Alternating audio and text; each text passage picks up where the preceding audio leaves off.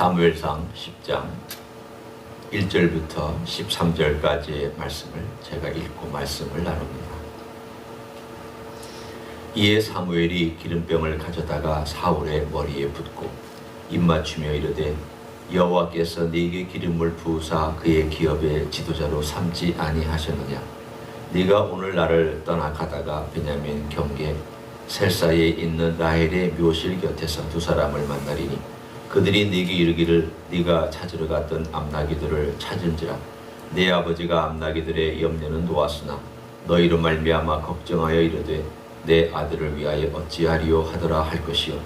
네가 거기서 더 나아가서 다볼 상수리 나무에 이르면 거기서 하나님을 배우려고 베델레 올라가는 세 사람을 만나리니 한 사람은 염소 새끼 셋을 이끌었고 한 사람은 떡 세 덩이를 가졌고 한 사람은 포도주 한 가죽 부대를 가진 자라.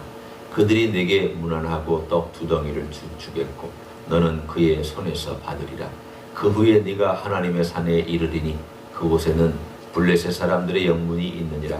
내가 그리로 가서 그 성읍으로 들어갈 때에 선지자의 무리가 산당에서부터 비파와 소고와 저와 수금을 앞세우고 예언하며 내려오는 것을 만날 것이요. 네게는 여호와의 영이 크게 임하리니 너도 그들과 함께 예언을 하고 변하여 새 사람이 되리라. 이 징조가 내게 임하거든 너는 기회를 따라 행하라. 하나님이 너와 함께 하시느니라. 너는 나보다 앞서 길갈로 내려가라. 내가 네게로 내려가서 번제와 화목제를 드리리니 네가 네게 가서 네가 행할 일을 가르칠 때까지 7일 동안 기다리라. 그가 사무엘에게서 떠나려고 몸을 돌이킬 때에 하나님이 새 마음을 주셨고 그날 그 징조도 다 응하니라.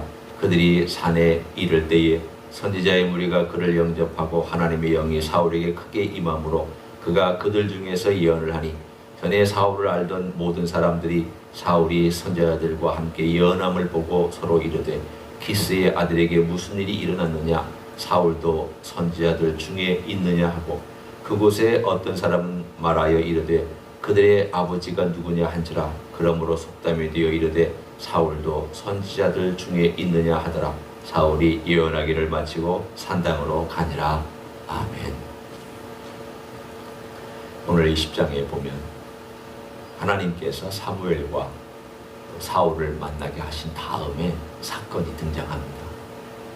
이 10장의 사건은 사울이 왕으로서 기름 부음을 받은 다음에 과연 이 모든 내용들이 하나님이 하시는 일인가에 대한 마음의 확증과 확신을 주는 일종의 과정입니다.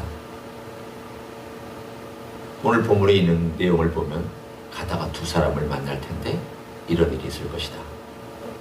또 세 사람을 만나는데 그 세 사람 다 이렇게 이것을 갖고 가다가 그 중에 한 사람이 너에게 떡 두 덩이를 줄 것이다. 또 세 번째는 네가 선지자의 그룹을 만날 것이다. 그리고 그 만나는 다음에 너도 그 선지자의 무리들과 함께 예언하게 될 것이다. 그리고 성령이 충만한 가운데 그들과 함께 어울리게 될 것이다. 오늘 여기에 나와 있는 내용들을 보면 한 세 가지 중에서 네 가지 정도 사인들이 등장하는 것을 알 수가 있습니다. 하나님이 어떻게 함께 하시느냐. 보이지 않는 하나님께서 은밀한 가운데 역사하시는데 보이지 아니하고 은밀한 하나님께서 역사하시는 것을 어떻게 사울이 알 수 있느냐. 다른 말로 하면 하나님이 나를 왕으로 세우셨다는 것을 내가 어떻게 확인할 수 있습니까? 사무엘이 그냥 기름 붓고 한다는 것을 내가 사무엘은 존경하기 때문에 받아들이긴 하지만 그러나 하나님으로부터 직접적인 사인이 있어야 사람들, 특별히 사울이 확증을 갖지 않겠습니까? 이 이야기를 가만히 읽다 보면 하나님께서 역사하시는 여러 방법 중에 한 가지, 그 중에 한 가지를 이렇게 말씀해 주십니다. 여기 무대가 있습니다. 만약에 이것이 연극 무대라고 한다면 이것보다는 좀 몇 배 더 큰 연극 무대가 있을 겁니다. 그럼 거기에 각각의 배우들이 나와서 자기 역할을 감당하고 일을 합니다. 그런데 이 배우들이 각각 나와서 하는 것에 대하여 제일 중요한 것은 작가가 어떻게 글을 썼느냐. 그 다음에 연출을 어떻게 하느냐, 감독이 어떻게 그것을 운영해서 이때는 이런 A라는 사람이 들어가고 B라는 사람이 들어가는 이런 모든 것들에 동선과 공간과 시간과 타이밍 등등등의 모든 것들을 다 계획하는 가운데 연극을 진행합니다. 이런 모든 면에 있어서 총감독이 있다 한다면 총감독은 세세한 모든 것까지 다 알고 있고 또 신경 쓰고 있고 그것을 훈련을 통해서 연습을 또 시킵니다.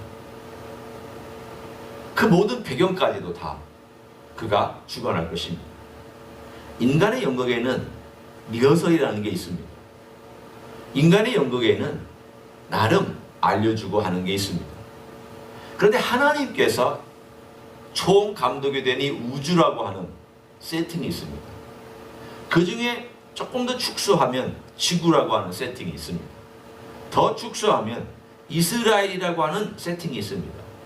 지금 하나님께서 이스라엘이라고 하는 우주보다 월등히 작은 아주 작은 조그마한 세팅에 총감독으로 일하실 때에 오늘 첫 번째 왕을 세우시는 과정 속에서 사람들과 사무엘과 사울과 기타 등등의 여러 조연들과 지나가는 행객들까지도 오늘 본문에 나오죠. 이런 사람들까지도 누가 움직이느냐? 하나님은 리허설이 없이 움직이시는 감독입니다.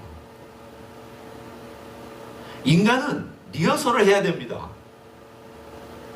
그 감독은 아무리 뛰어난 사람이라 할지라도 리허설을 해야 그 연극을 진행할 수가 있습니다. 하나님의 손은 조용히 움직이지만 은밀하지만 보이지 않지만 그 모든 것들을 그 시간과 장소에 맞게 하나씩 맞춰갑니다. 그러면서 보이지 않는 하나님의 손을 그 사람이 알 수 있게끔 보이지 않는 하나님이 어떻게 나를 도와주시나 내가 볼 수 없는 하나님의 은밀한 손이 어떻게 나와 함께 하시고 내게 역사하시는가 이 부분에 관하여 걱정하지 않아도 되는 것은 오늘 본문에 있는 내용하고 비슷한 일들이 일어나기 때문입니다. 하나님께서 사인들을 보여주시기도 하고 경험하시기도 하고 또 그것들로 마음에 확증을 갖게 합니다. 마치 바람과 비슷합니다. 바람이 이렇게 불면 그 바람이 어디서 와서 어디로 가는지 엄밀하게 모릅니다. 그러나 우리는 그 바람이 오는 것을 낙엽이 이렇게 떨어지고 또는 거기에 먼지가 이렇게 흩날리는 것을 보면서 바람이 이리 와서 이렇게 가는구나 라고 하는 것을 우리는 대충 압니다. 하나님께서 우리의 삶 속에서 이런 사인들을 주셔서 일에 나가실 때에 하나님이 왜 그렇게 하실까? 다른 것이 아닙니다. 하나님이 우리의 수준에 맞춰서 일해 주십니다. 어떤 사람에게는 이런 수준에 맞춰서 이렇게 일해 주시고 또 저런 사람에게는 또 저렇게 수준을 맞춰서 일해 주십니다. 하나님이 일하는 방식은 다 다양하지만 확실한 거 하나는 있습니다. 증거를 주십니다. 하나님의 일하심의 증거들을 계속 보여주십니다. 오늘 하나님께서는 사울에게 한 4가지 정도의 사인을 통하여서 하나님이 함께 하신다. 하나님이 너의 길을 인도하신다. 그리고 하나님이 역사하신다. 특별히 마지막에 사인을 보면 하나님께서 어떻게 사울에게 임하여서 사울을 감동하고 있는지를 우리는 분명히 읽을 수가 있습니다. 선지자의 무리에 들어갔다는 하나의 이야기는 하나님께서 어떻게 사울에게도 강력하게 역사하여 그를 통하여 이스라엘 가운데 일하고 계실까, 앞으로 어떻게 일하실까에 대한 하나의 사인이고 현재의 사인일 뿐만이 아니라 미래의 사인이기도 합니다. 어떻게 해서 미래의 사인이 될까요? 보통 구약에 보면 세 종류의 사람에게 하나님께서 성령의 감동을 주십니다. 선지자, 왕, 제사장. 그래서 이 세 종류의 사람들에게 성령께서 특별히 임하여서 그들을 통하여 하나님의 일을 하게 하셨습니다. 예를 들어서 선지자에게는 하나님께서 예언의 일을 하게 하셨고 잘못된 것을 가르치기도 하고 또 하나님의 뜻이 무언가를 알려주는 역할을 했고요. 제사장들도 하나님의 성령에 감동해서 성전에서 제사를 드릴 때 그 감동 가운데 성령의 충만 가운데 하도록 되어 있었습니다. 모든 제사장이 다 그런 건 아니지만 하나님께서 그렇게 하시는 제사장들이 있었습니다. 왕, 하나님께서 성령의 감동으로 일하시는 그런 왕들이 있었습니다. 예를 들면 다윗 같은 왕들은 하나님의 그 충만한 영으로 그의 생애가 하나님의 영으로 채워져 있던 사람입니다. 사울도 하나님께서 그 영으로 채워주셨습니다. 그 영으로 채워주셨고, 예언을 한다는 것은 항상 24시간 예언하는 것도 아니고 또 그가 성령에 충만하다고 늘 예언하는 것은 아닙니다. 어느 기간에 예언하고 어느 기간에는 조용히 있고, 그러나 그 마음에 성령께서 의도할 때는 마치 바람이 어디로 와서 어디로 가는지 우리는 알 수 없듯이 성령께서 그 강한 능력으로 일으키실 때가 있습니다. 마치 강이 흐르다가 어떨 때는 잔잔하게 흐를 때는 아무도 그냥 강이 흐르나 보다, 그러다가 갑자기 폭포가 되기도 하고 그 강이 경류가 되기도 하고 급류가 되기도 하는 때에는 사람들이 저 위험한 강이네, 굉장히 에너지가 많네 라는 것을 느끼는 것처럼 성령의 임함도 어떨 때는 조용히 있다가 어떤 사건이 있거나 어떤 성령의 역사함이 필요하다고 생각할 때 성령께서 임의대로, 내 마음이 아니라 성령께서 임의대로 그 일을 행하신다는 겁니다. 우리를 통해 역사하시는 겁니다. 분명히 주님께서 성령님에 대하여 말씀하실 때 그렇게 말씀하셨습니다. 성령님은 임의대로 행한다. 다른 말로 바꿔 얘기하면 그분의 뜻과 의지와 그분이 마음먹은 대로 행하시는 분이다. 내가 행하는 게 아닙니다. 내가 성령님을 조정하는 게 아니라 성령께서 나를 움직이시는 겁니다.